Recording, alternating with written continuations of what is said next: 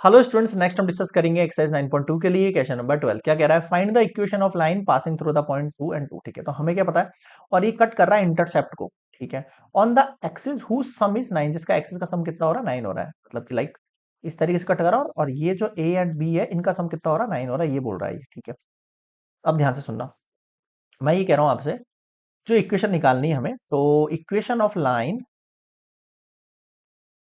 Line that intercept form,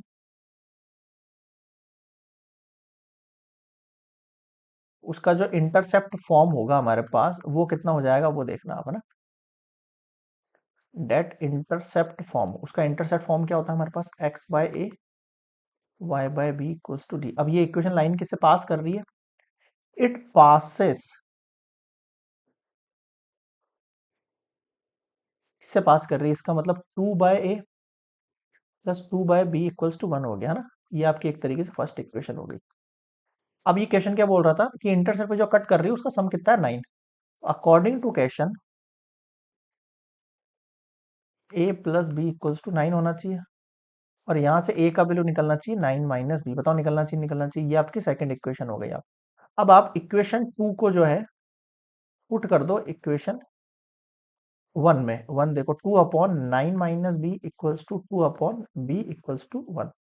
LCM ले लेंगे हम यहाँ पर, तो देखो एलसीएम लेने पर कितना हो जाएगा ये?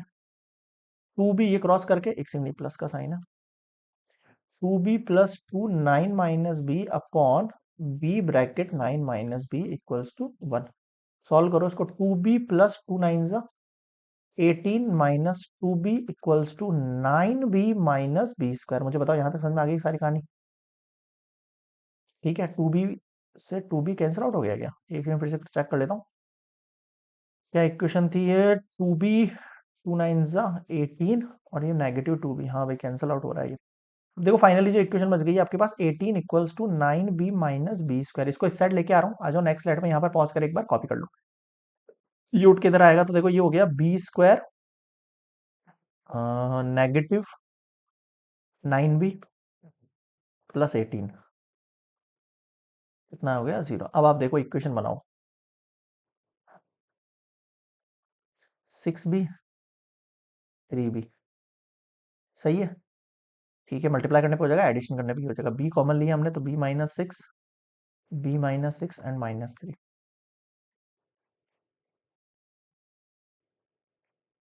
तो यहाँ से b की वैल्यू एक तो 6 आ गई, और a की वैल्यू आपके पास 3 आ गई। ठीक है, अब इन दोनों पर इक्वेशन बना सकते हैं अपन, बिल्कुल। इफ b इक्वल्स टू 6, हम यहाँ पर पुट करते हैं इन इक्वेशन 2। टू इक्वेशन देखो क्या है, टू इक्वेशन में a equals to a 9 minus b, a equals to 9 minus 6, तो कितना हो गया इक्वेशन? ये a का वैल्यू कितना निकल के आ गया? 3 निकल के आ गया। And if b equals to 3 है, और इसको हम करते हैं पुट इन इक्वेशन 2, तो a इक्वल्स टू 9 माइनस 6 की जगह कितना हो जाएगा? 3। आपके पास a का वैल्यू कितना आ गया? 6 आ गया। अब हमें इक्वेशन ऑफ लाइन बनानी थी, तो इक्वेशन ऑफ लाइन बनाएंगे हम यहाँ पे। तो मैं लिख रहा हूँ, if a equals to 6 and b equals to 3, equation of line जो हो जानी है आपके पास, वो क्या हो जानी है? x अपॉन a का वैल्यू कितना है आपके पास? 6, प्लस y अपॉन b का वैल्यू है 3 इक्वल्स टू 1। 9 एंड 3 हो गए, 6 का मतलब क्या होता है? 3 मल्टीप्लाई 2। इन दोनों का एलसीएम कितना आ जाएगा? 3 2 6 आ जाएगा ये। ठीक है, एंड यहाँ पर आपके पास x हो जाएगा, और ये 2y हो जाएगा इक्वल्स टू 6 हो जाएगा। इजी समझ में आई कैसे करी मैंने यहाँ पर? ठीक है, x plus 2y equals to, यहाँ पर 1 है ना, 6।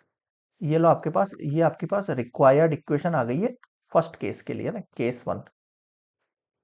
कोई दिक्कत नहीं है इसमें। अब सेकंड केस सुनो, इफ a इक्वल्स टू आपके पास अगर 3 है ना, अगर मैं मान रहा हूं a इक्वल्स टू 3 होता, if a equals to 3, and अगर a इक्वल्स टू 3 होता आपके पास, तो b इक्वल्स टू कितना होता? 6 होता। अब आपके पास इक्वेशन ऑफ लाइन क्या हो जाएगी? x upon a plus y upon b equals to 1। Same case है, बस आगे पीछे हो गया थोड़ा सा मामला। 6 आएगा, 2x plus Y equals to 1। इस बार ये आपके पास क्या हो गई है? Required equation. तो दो इक्वेशन आई है हमारे पास। फर्स्ट तो है हमारे पास x प्लस 2y